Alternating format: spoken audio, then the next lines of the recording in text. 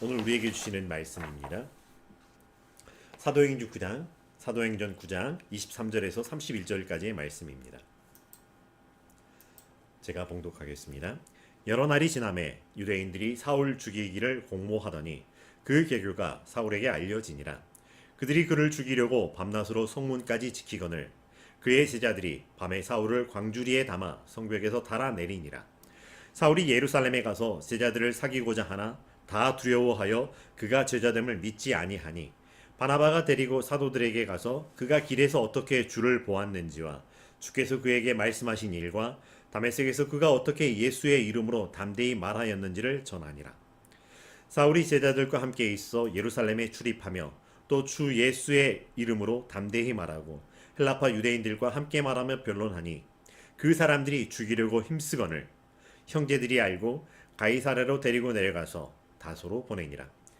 그리하여 온 유대와 갈릴리와 사마리아 교회가 평안하여 든든히 서가고 주를 경외함과 성령의 위로로 진행하여 수가 더 많아지니라.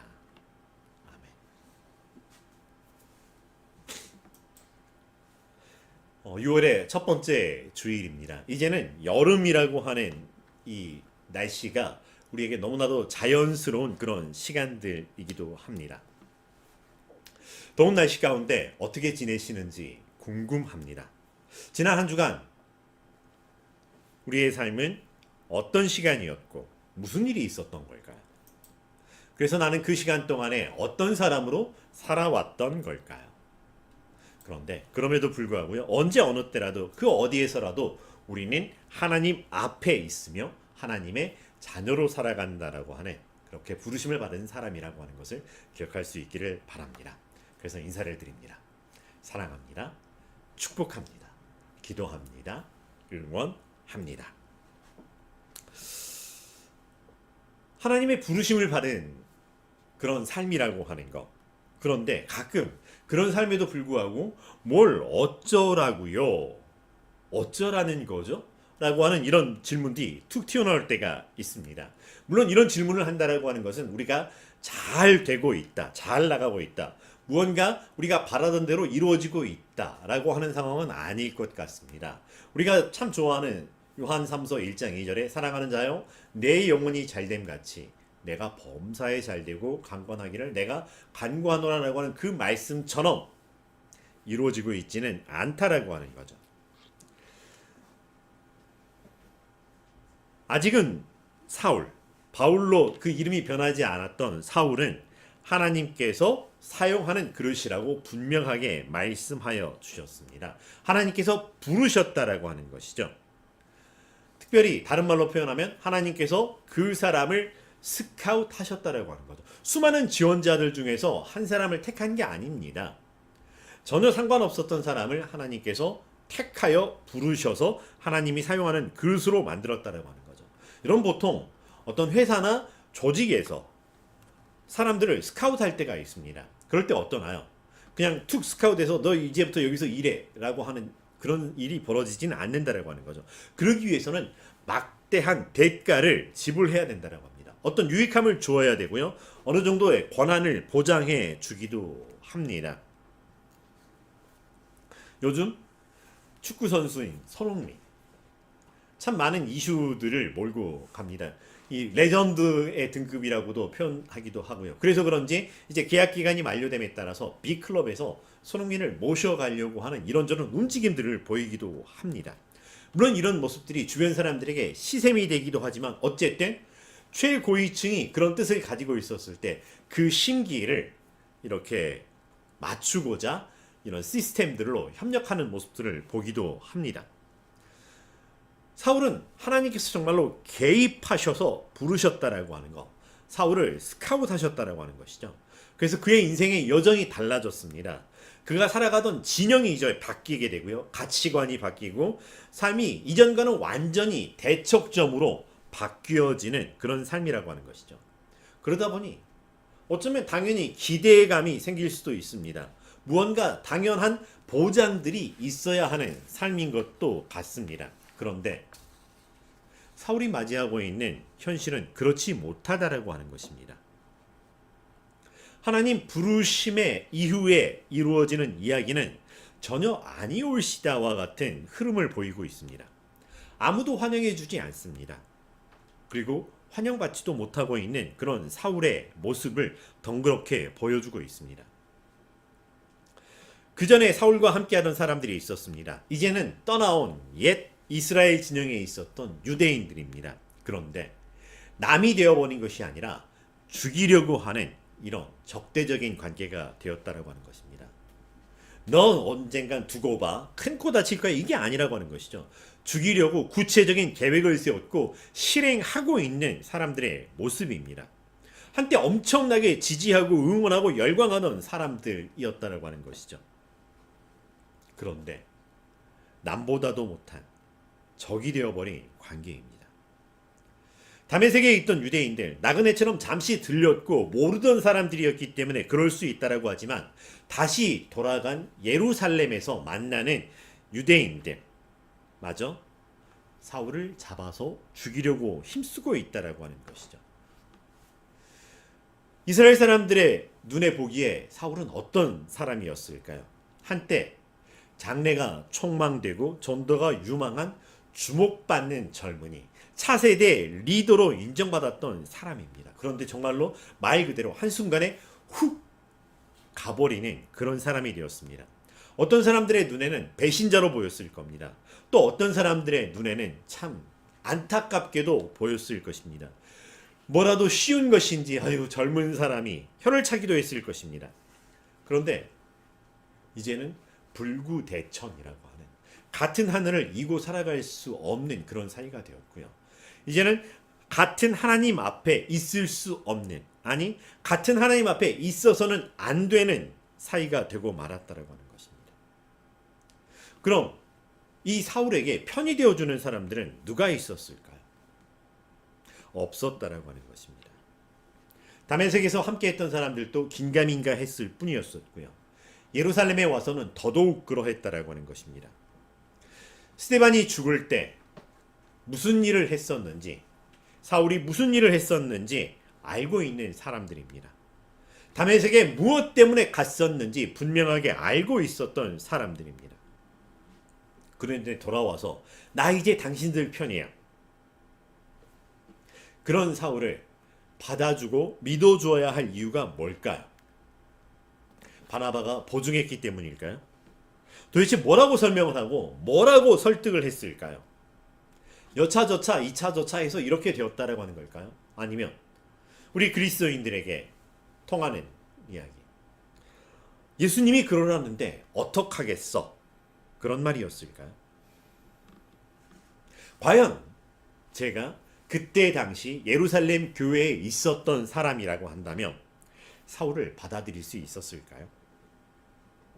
영화의 한 장면처럼 혹은 성경에 나오는 이야기니까 그렇게 자연스럽게 흘러가듯 받아들일 수 있었을까요? 나 혼자만의 신앙생활이라면 그럴 수 있을 것도 같아요. 뭐 안 되면 순교하는 거지. 그럼 하나님께 영광 돌리는 거지. 그렇게 생각할 수도 있지만 내 가족의 생사가 걸린 일이고 내 동료들, 내 신앙 공동체의 운명이 달려있는 문제라고 한다면 그렇게 쉽게 받아들일 수 있을까요? 만약 지금 이 모습이 사내들인 공의회에 초대교회를 일망타진할 음모가 아니라고, 작전이 아니라고 할 수 있을까요? 이 상황에서 아멘이 정말 그렇게 쉬운가요? 사실 우리의 삶에서 아멘이라고 하는 이 고백이 어느 한순간이라도 쉽지만은 않다라고 하는 것이죠. 그저 감탄사가 나오듯 이야 멋있다 하듯이 아멘 이런 고백들이 나올 수 있는 우리의 삶과 현실이 만만하지 않다라고 하는 것. 그렇다고 이해 득실을 따져보아서 그래 지금은 아멘 해야 될 순간이라고 이야기할 수도 있겠지만 그러나 잠시 후의 일을 우리가 어떻게 알 수 있단 말입니까? 그런데 예루살렘 교회의 제자와 성도들은 사울을 받아들였습니다. 얼마 만에 시간이 흘렀고 어떻게 해서 그들의 마음이 풀어지고 녹아졌는지 알 수는 없습니다. 다만 주의 뜻대로 이루어졌고 주의 은혜로 되어졌다라고 하는 것입니다. 자, 그래서 모든 동화가 그렇듯이, 모든 이야기가 그렇듯이 모든 일이 잘 되었을까요? 행복하게 살았더라로 되었을까요?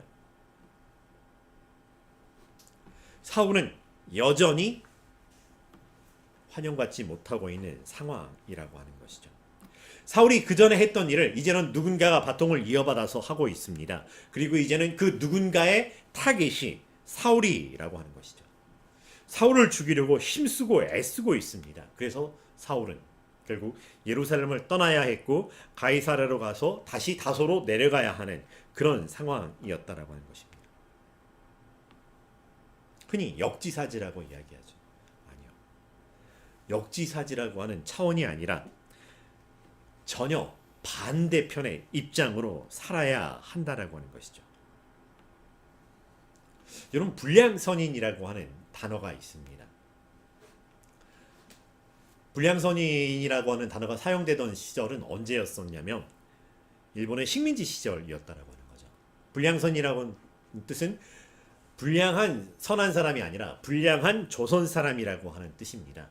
그래서 신문에 가끔 불량선인을 구속하고 잡아야 한다라고 하는 그런 기사들이 나오기도 했다라고 하는 거죠. 그렇게 불량선인을 잡으려 다니는 순사가 있었습니다. 그런데 어느 날 보니까 이 순사가 자기가 이 정체성을 깨닫게 된 거죠. 아, 내가 배달의 민족, 대한의 자손이었구나.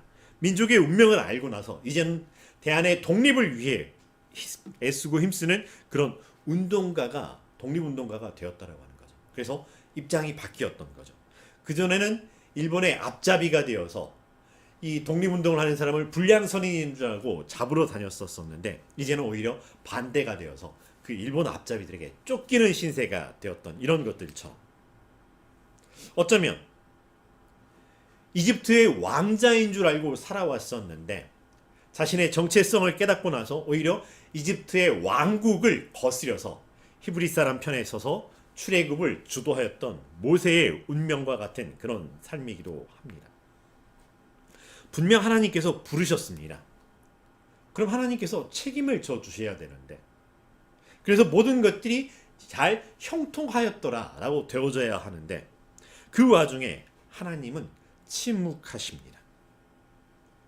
하나님의 침묵하심을 만날 때 사람들은 당혹스럽고 당황하게 됩니다. 아니, 요셉이 그랬던 것처럼, 다윗 왕이 그랬던 것처럼 모든 일들이 일사천리로 척척척척 풀려나가고 형통해도 모자랄 판에 여호와의 일에 은혜와 이런 찬송들이 자연스럽게 드러나면 얼마나 좋을까만 그렇지 않다라고 하는 것입니다. 안 보인다라고 고백을 합니다. 하나님의 은혜가 어떻게 개입되고 있는지, 하나님이 어떻게 도우시고 있는지, 하나님이 어떻게 인도하셨던 걸까요? 분명히 인도하시고 보호하신다라고 하는데 찾을 수가 없습니다. 보이지가 않습니다. 내게는 와닿지가 않습니다. 없었던 걸까요? 아니면 못 보고 못 느꼈던 걸까요? 아니면 내가 기대했던 것과 전혀 다른 것을 주셨기에 알아차릴 수가 없었던 걸까요? 그런데도 오늘 주셨던 말씀의 마지막 절에는 이렇게 평안한 교회의 모습을 설명하고 있습니다. 그리하여 온 유대와 갈릴레아와 사마리아 교회가 평안하여 든든히 서가고 주를 경외함과 성령의 위로로 진행하여 수가 더 많아지니라. 아멘. 입니까? 아무 일도 없었던 것처럼, 아니 좋은 일만 있었던 것처럼 평안해지고 든든히 서가고 수가 더 많아지고 있는 교회의 모습입니다. 참 좋습니다. 그런데 무언가 아멘이라고 은혜에 넘쳐서 고백하기에는 결이 맞지 않는데 엉거주춤한 모습을 보이고 있습니다. 저의 모습이 그러하다라고 하는 것입니다. 저의 고백입니다. 왜 기뻐할 수 없는 걸까? 왜 감사가 충만하지 않은 걸까? 이게 뭐지 싶은 이 의구심은 무엇일까요? 오늘 말씀에는 세상을 살아가는 사람들의 여러 가지 단상들이 나오고 있습니다. 그 여러 가지 삶의 모습에서 굳이 나를 구분해 본다면 나는 어디에 속해 있을까요? 열심히 자기 할 일을 하는 사람들이 있습니다. 그런가 하면 지금까지 해오던 일을 버리고 새로운 일을 시작해야 되는 사람이 있습니다. 새로운 결단과 결심을 하는 사람들이 있고, 누군가의 배신으로 마음이 아파하는 사람이 있고, 누군가의 배신을 두려워하는 사람도 있습니다. 누군가를 죽이고 싶어하는 사람도 있고, 무언가가 두려운 사람들이 있습니다. 쫓아가는 사람이 있고요, 쫓기는 사람들이 있습니다. 돌아오는 사람이 있고 떠나는 사람들이 있고요, 무언가의 소식을 전하는 사람들이 있고요, 무언가의 소식을 듣는 사람들이 있습니다. 무언가를 설명하고 설득해 주어야 하는 사람이 있고요, 납득하고 싶어하는 사람들도 있습니다. 그리고 채 구분해내지 못하는 또 여러 단상들의 모습들도 있을 듯합니다. 그런데 이렇게 표현한다면 좀 어떨까 싶습니다. 세상에는 두 종류의 사람들이 있습니다. 하나님의 부르심을 받은 사람들과 여전히 자기 소견에 옳은 대로 살아가는, 자기 부르심에 살아가는 사람들인 거죠.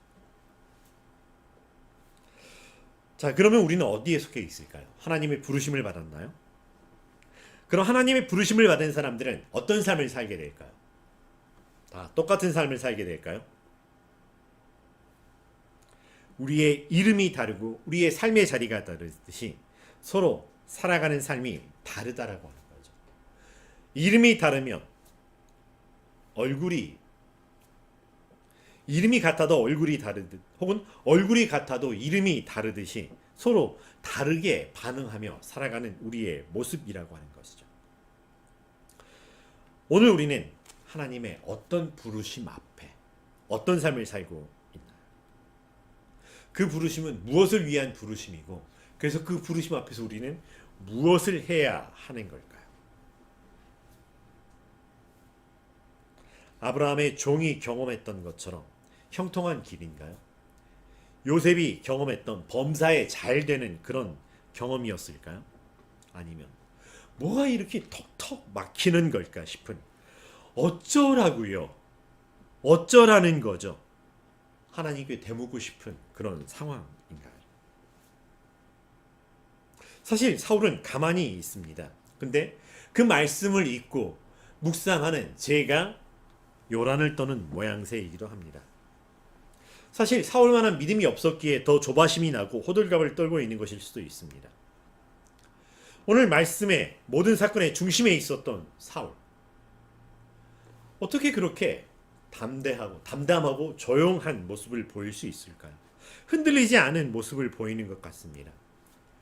사울은 그 삶의 모습이 그 이전이나 그 이후나 그렇게 달라지거나 변한 것이 없는 모습을 보이고 있는 것처럼 저에게 보였습니다. 사울은 삶의 모든 순간에 최선을 다하고 있는 모습을 보게 됩니다. 사실 그 이전에도 하나님께 순종하기 위하여 열심과 최선을 다했던 모습이고요, 예수님을 만나고 그래서 진리를 알게 되고 하나님의 부르심을 받은 이후에도 그렇게 최선을 다하고 열심을 다하는 모습입니다. 사울이라고 자신이 알던 세계가 무너졌는데 당황함이 없었을까요? 자신을 핍박하던 사람들을 동지로, 형제로 만나야 하는데 어찌 민망함이라고 하는 것이 없었을까요? 그리고 그 전에 동료였고 자기를 응원하고 지지해 주었던 사람들이 자기에게 보이는 그 적대감 앞에서 낭망하고 좌절하지 않았을까요? 하지만 이 모든 혼란과 혼돈 속에서도 사울이 조용하고 동요함 없이 흔들리지 않을 수 있었던 것은 표대를 바라보고 있었기 때문이라고 하는 것. 사람과 상황을 바라보는 것이 아니라 나를 위하여 십자가를 지시고 나를 위하여 부활하신 예수 그리스도를 바라보고 있었다라고 하는 것. 그래서 표대이신 예수 그리스도를 바라보았기에 최선을 다해서 한 걸음 한 걸음 좌로나 우로나 치우치는 것이 아니라, 익숙한 길이 아니라 할지라도 낯설지만 모르는 길이지만 그렇게 주와 함께 십자가의 길을 걷고 있었다라고 하는 것입니다.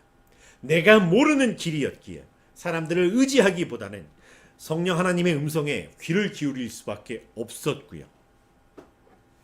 그렇게 성령 하나님과 함께 동행하면서 율법으로만 알았던, 문자로만 알았던 그 진리가 이제는 내 안에서 성령의 조명하심으로, 깨닫게 하심으로 새롭게 알게 되고 분명하게 알게 되는 내 삶이 되었다라고 하는 것. 그래서 그렇게 배우고 확신한 일에 거하면서 한 걸음 한 걸음 주와 동행하고 있는 그의 걸음이라고 하는 것입니다. 사울의 걸음이 그러하였고 교회의 걸음이 그러하였기에 오늘 말씀 말미에 그렇게 주셨던 것입니다. 아무 일이 없었거나 좋은 일만 있었기에 그래서 형통한 것이 아니라고 하는 것이죠.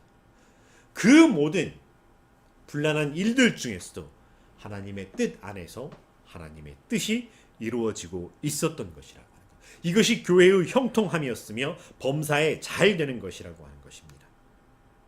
눈에 보이는 대로 사람들의 기대하는 좋아 보이는 것에 의하여 평가되는 모습이 아니라 하나님 보시기에 따르는 그런 고백이라고 하는 것입니다.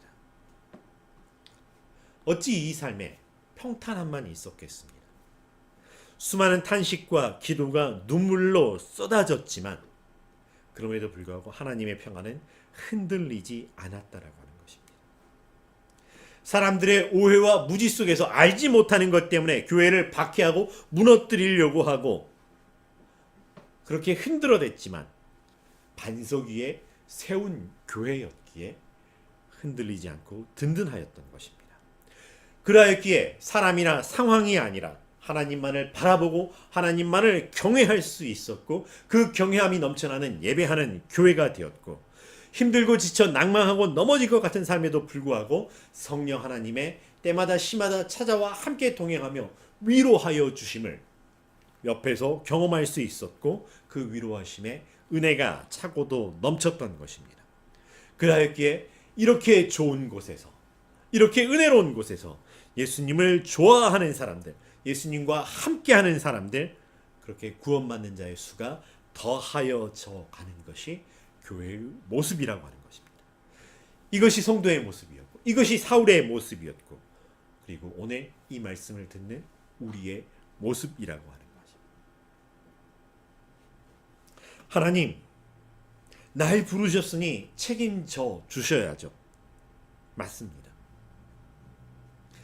하나님은 하나님 앞으로 나오라. 하나님의 자녀라 부르신 우리를 끝까지 책임져 주신다는 것이죠. 이 생에서 이 땅에서 살만이 아니라 영원한 생명으로 하나님의 나라 안에서 우리를 책임지신다라고 하는 것입니다. 다만 내가 원하는 대로, 내가 간구하는 대로가 아니라 아버지의 뜻대로 된다라고 하는 것을 기억할 수 있기를 바랍니다. 살아가면서 우리는 육신의 정욕, 안목의 정욕, 이생의 자랑에 물들어 있기 때문에 사람들이 말하는 번영과 풍요에 물들어 있기 때문에 그것이 축복이라고 착각하고 그것을 우리의 삶의 평가로 받은 복의 평가로 이야기를 하지만 아니라고 하는 것입니다. 정말로 하나님 우리에게 주셨던 것을 다시 돌아보고 그 은혜를 누리는 우리의 삶이 되기를 간절히 바랍니다. 여전히 우리 삶에서는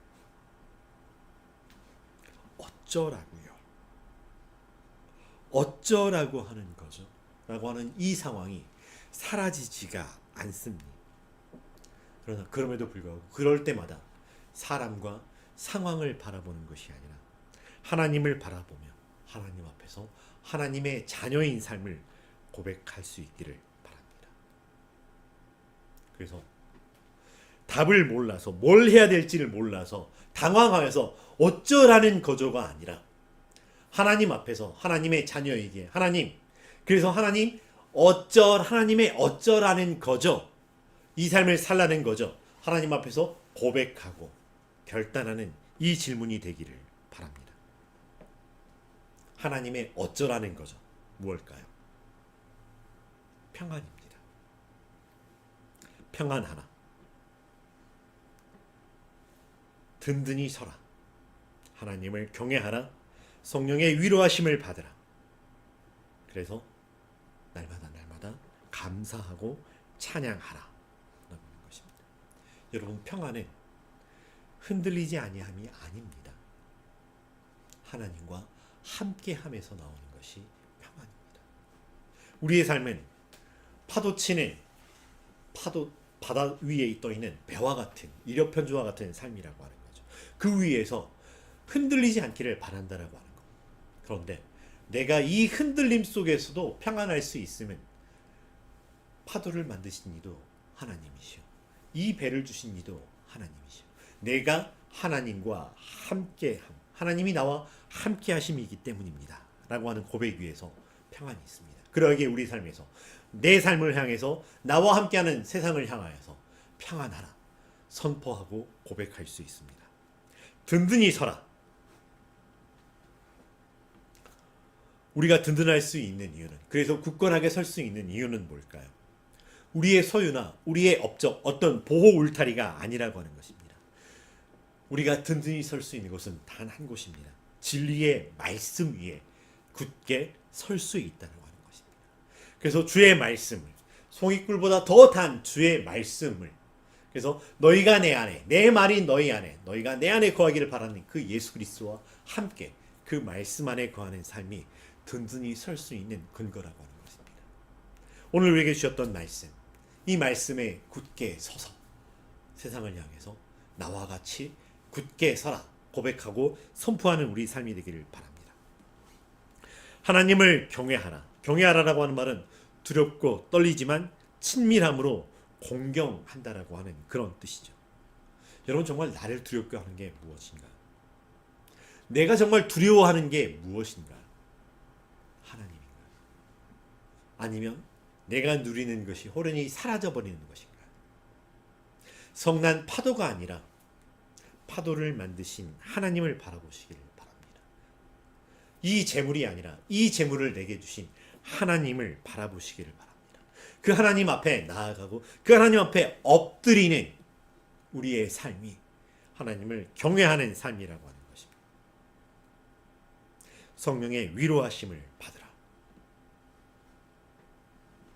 하나님이 우리에게 주셨던 이 선물을 받고 누리는 삶이 되기를 간절히 바랍니다. 하나님, 이거 주셔야죠, 저거 주셔야죠. 우리의 간구 속에 수많은 간구들이 있고 수많은 주실 것들이 있지만 그것들이 우리의 위로가 아니라고 하는 것. 성령 하나님이 우리와 함께 하심, 성령 하나님이 우리와 함께 하셔서 하나님이 나의 하나님, 하나님이 나의 아버지 되어주신 것, 이것이 우리에게 충분한 위로라고 하는 것. 그래서 이것을 누릴 때 우리의 삶은 든든하여져 가고 단단하여져 가고, 그래서 하나님이 우리와 함께하는 삶을 고백하고 찬송하고 감사할 수 있게 된다라고 하는 것입니다. 그래서 하나님 우리에게 주셨던 말씀 중에 받은 복을 세어보아라라고 했다. 구원받은 자의 수가 날마다 하나 둘 셋 더하여지는 것처럼 내게 베풀어 주신 그 구원의 은혜가 하나 둘 셋 이렇게 많군요를 알아볼 수 있는 그 삶.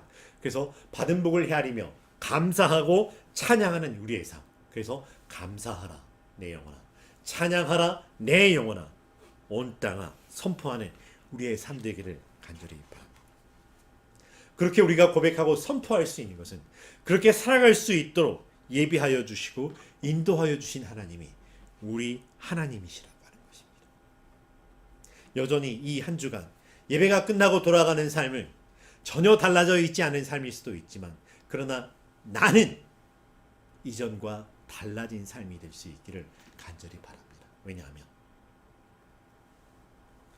하나님께서 나와 함께 하셔서 평안하시기 때문에, 주님 내게 주신 말씀 위에 서 있기 때문에, 든든하게 서 있기 때문에, 내가 두려워할 하나님이 나와 함께 하시고 성령 하나님께서 나를 위로하여 주시고, 그래서 내게 펼쳐주실 여호와 이레 하나님의 삶이 이렇게나 많기에 감사하며 찬양하는 삶이 내 앞에 펼쳐져 있을 것이기 때문에 그와 같은 삶을 누리는 이 한 주간 되시기를 주의 이름으로 축원합니다.